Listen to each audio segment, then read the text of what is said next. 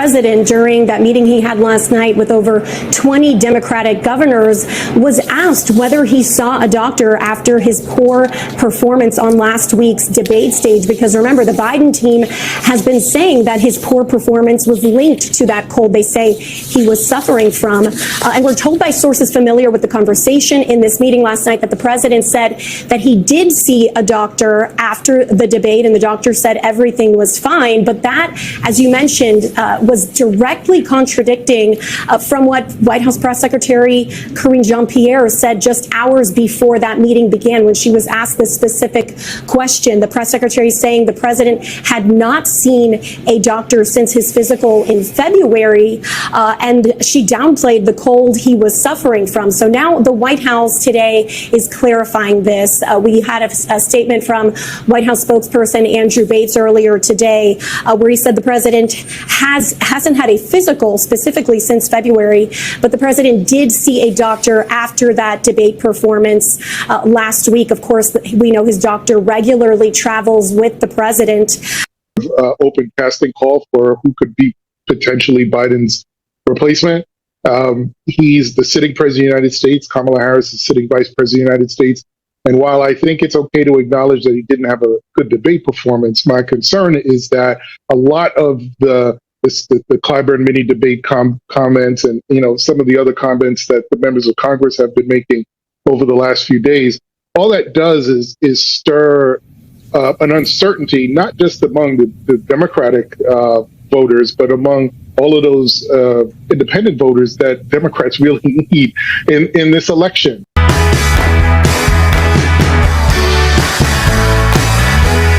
Facing doubts from within his party and new polling that shows the president falling further behind former President Trump, today candidate Biden telling his team, "No one is pushing me out." The president and vice president held a conference call with campaign staff. Officials say he was direct, saying to aides, "Let me say this as clearly as I possibly can, as simply and straightforward as I can. I am running."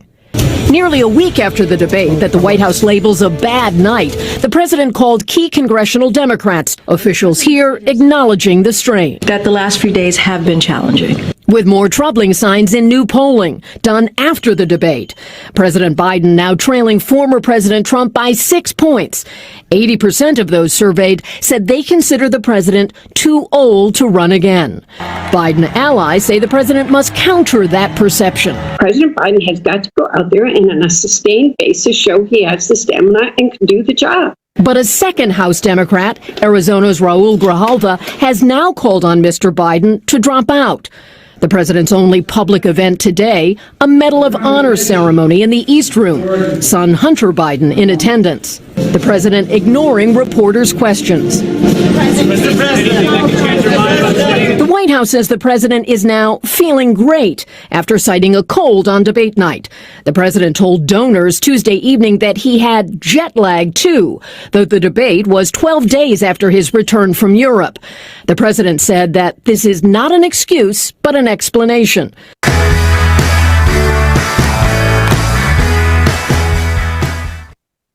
Hello, hello. Welcome to North of 48. I hope you're doing well. Let me just get my tools together here. Welcome to North of 48. It's 864 days of the Ukraine invasion by Russia, the illegal invasion, and the war is still going on. It's July 5th here today. It's about 72 degrees Fahrenheit, so for us Northern Canadians, it's quite hot, very hot. Keir Starmer, boy, I totally screwed this up, guys. I didn't pin myself. Oh, well. So Keir Starmer, he enters number 10, vowing to rebuild Britain brick by brick. Well, he wasn't the best candidate. Oh, well, they kind of took a left turn, I suppose. He's actually one of them, the bureaucratic guys in the labor movement, centrist, much like Tony was. And I think the good news is that Jeremy Corbyn won as an independent, though I don't agree on every policy of his. He is a good fellow. He is a good man. Forrest, how are you doing today, Forrest? Hot. It's hot. You got a couple of clips for us, do you not, my friend? Yeah. Where do you want to start here? Well, let's since we're on this Biden train and we're riding with Biden, maybe you got something towards that. More of a funeral procession than anything. Yeah. You want that fun little messing around video, or do you want some evidence against Joe Biden on Fox News? Oh, that's a good one. How about evidence about Joe Biden there, buddy? Oval Office, it is the quietest place. No one's around. The only thing there are cookies. He offers you cookies every time you're in there, and he goes and gets them. I mean, it is a Oh, well, fuck. He's definitely not fit to our office. Jeez. We're going to save our democracy.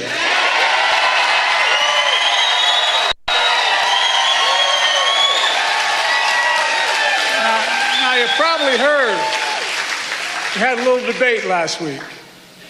Can't say it was my best performance. But ever since then, there's been a lot of speculation. What's Joe going to do? Is he going to stay in the race? Is he going to drop out? What's he going to do? Well, here's my answer. I am running and going to win again. Sounds good. He's running. He sounded good there, eh? And that was today? That was today. Wow. Well, I'm very, very When's he going to win? Is he gonna In 2020, I think. Awesome. Huh. He sounds pretty confident. Sitting President of the United States of America in no small part because of you. Not a joke. In 2020, you came through for me. I'm the nominee of the Democratic Party. I'm the nominee of this party because millions of Democrats like you just voted for me in primaries all across America. You voted for me to be your nominee. No one else. You, the voters did that. And despite that some folks don't seem to care who you voted for, well, guess what? They're trying to push me out of the race. No! Well, let me say this as clearly as I can. I'm staying in the race. I'll beat Donald Trump. I will beat him again in 2020. You're going to beat him again in 2020. Like he beat Medicare? We're going to do it again in 2024. Wow, he's going to win 2 elections at once. When you get knocked down, you get back up. Hold on. Let's take that back 1 second. Listen to the audience get silent. I learned long ago. After that 2024 when you get part. knocked down, you get back up. Say this as clearly as I can. I'm staying in the race. Yeah. I'll beat Donald Trump. I will beat him again in 2020. Woo! Well, by the way, we're going to do it again in 2024. I learned long ago. When you get knocked down, you get back up. When he gets knocked down, he gets back up again. And I'm not letting one 90-minute debate wipe out 3.5 years of work. As the governor said, I've led this nation from the depths of pandemic to the strongest economy in the world, and that's literally true. And I and you are not finished. Well, he says has. We're not finished, but he has an interview with George Snuffleupagus on ABC tonight. I wonder how that's going to be. You know, which brings up a point I was thinking about was what is. Whoops, let me get rid of that. What is the Republican strategy? That was actually what I wanted to get to. I actually have Republicans are a little clip from the Republican strategy boardroom. It's called The Hill. And let me share it with you. Again, Republicans are trying to capitalize on Biden's debate performance to attack vulnerable Democrats in races across the country. What's the message coming from Republicans? Yeah, I think anytime, Democrats are in disarray here, that's something that the Republicans are going to monopolize on. And of course, it's going to be huge for them now that, as we were talking about, a House Democrat has said that the president should step aside. The Republicans are going to hit the campaign trail this weekend for the next, few months and say, Democrats don't even trust the guy at the top of their ticket. You should vote Republican up and down the ballot. And I think that argument is something that could resonate with Americans after we've seen polling come out that people don't think that Biden's fit for another 4 years in office. We also, while I've been reporting out these stories after the debate, have been talking to folks about how this could affect down ballot Democrats, in the fight to keep the Senate or flip the House. Will we see Democrats wanting to maybe distance themselves from Biden or not campaign with the president in order to help their chances of winning re-election? And as more of that goes on, Republicans are just going to make voters very aware of that and try to use that in their favor. So that's the Republican strategy. Of course, they're going to jump on Biden's gaffes and his guffaws and his falling down and make hay with it. Are they going to succeed? I guess that's the question. They can try, but... Pardon me? Trump misspeaks all the time. He does, Biden even on it today. Well, he's 6'4", 225 pounds, right? No, he's closer to 300, I think. 300 pounds.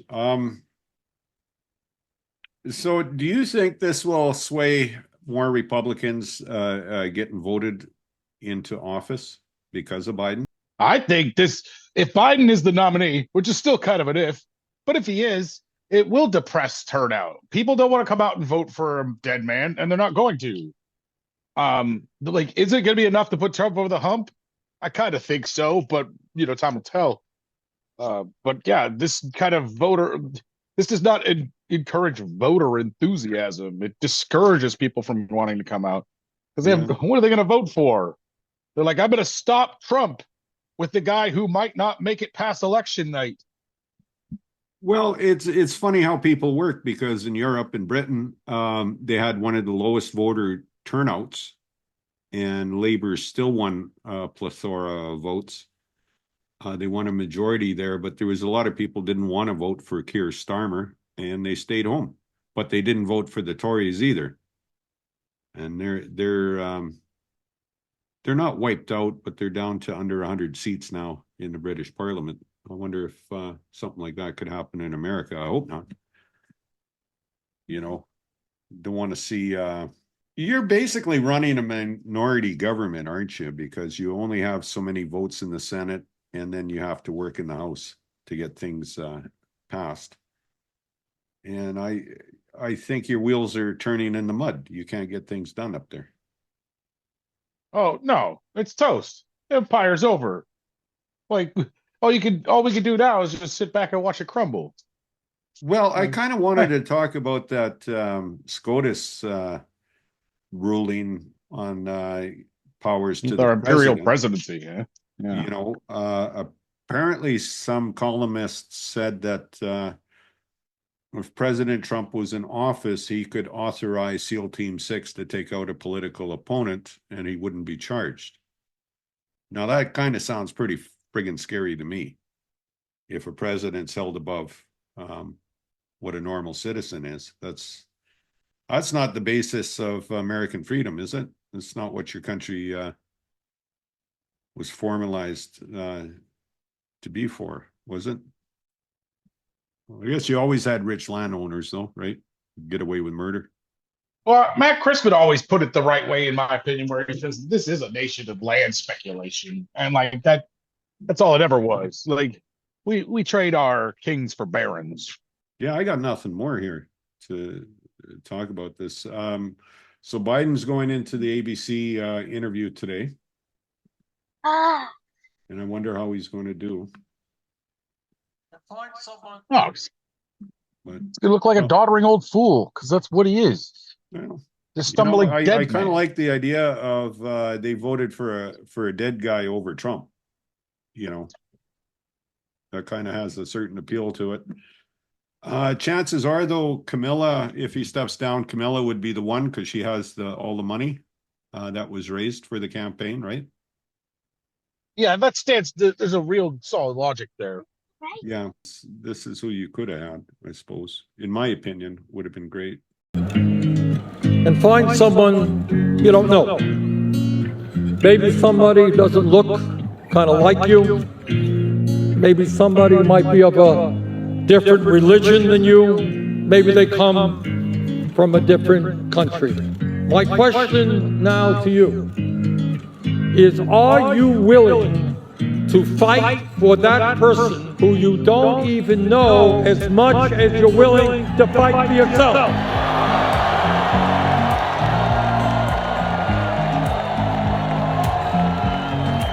Are you willing to stand together and fight for those people who are struggling economically in this country?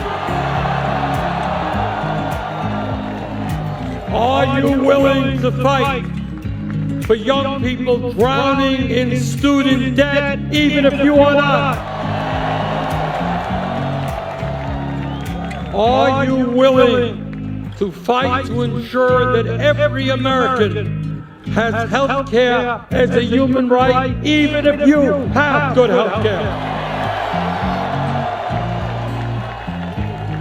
Are you willing to fight for frightened immigrant neighbors, even if you are native born? Are you willing to fight for a future for generations of people who have not yet even been born, but are entitled to live on a planet that is healthy and habitable? Because if you are willing to do that, if you are willing to love, if you are willing to fight for a government of compassion and justice and decency, if you are willing to stand up to Trump's desire to divide us up, if you are prepared to stand up to the greed and corruption of the corporate elite, if you and millions of others are prepared to do that, there is no doubt in my mind that not only will we win this election, but together we will transform this country. Thank you all very much.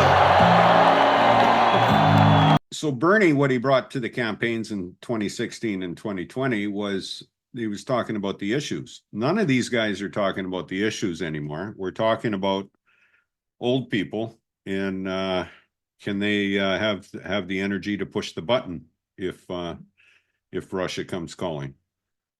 I mean, what a crap election. It's probably one of the worst. You guys are living a nightmare there, and the rest of the world is involved as well, because the way the America goes is the way the rest of the world goes, right? My advice is to vote for the right person in your constituency. I got most important election of your lifetime. Pardon me? The most important election of your lifetime. Oh, I thought that was Obama Romney.